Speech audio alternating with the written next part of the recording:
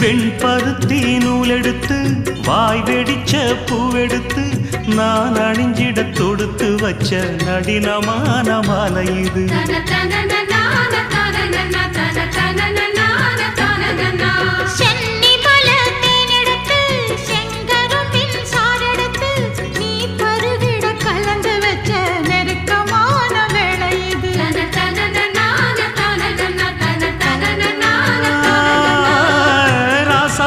உடம்பிருக்கும் ரவிக்க துணி நானாக அன்னாடம் சூடி கொள்ள ஆசை வச்சாகாதா.